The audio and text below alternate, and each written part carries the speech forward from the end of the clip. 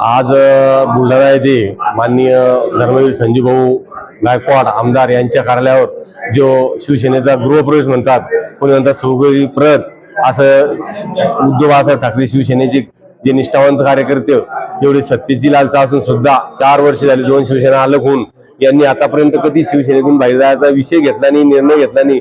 पण आता ही जी पाळी आली याच्यात उद्धव बाळासाहेब ठाकरे जे पदाधिकारी आहेत, वरिष्ठ जे पदाधिकारी असतात ते खालच्या पदाधिकारी अजिबात लक्ष देत नाही. त्यांचं कोणतंच काम म्हणजे सांगितलं तरी ते होत नाही.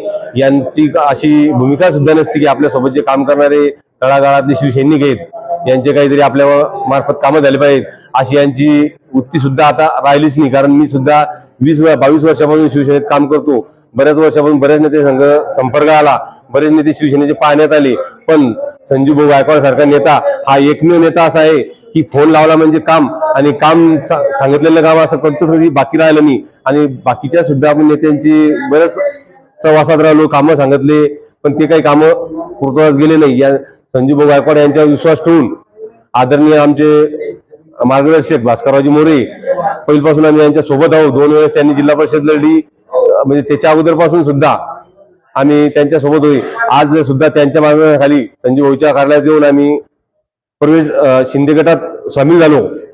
आणि सर्व निष्ठावंत कार्यकर्ते आतापर्यंत ठाकरे गटातच होते, पण त्यांच्याकडे वरिष्ठ पदाधिकाऱ्यांनी दुर्लक्ष केल्यामुळं त्यांचे कोणतेच काम मार्गी न लावल्यामुळे यांनी संजूभाऊवर विश्वास ठेवून आज शिंदे गटात प्रवेश केलेला आहे.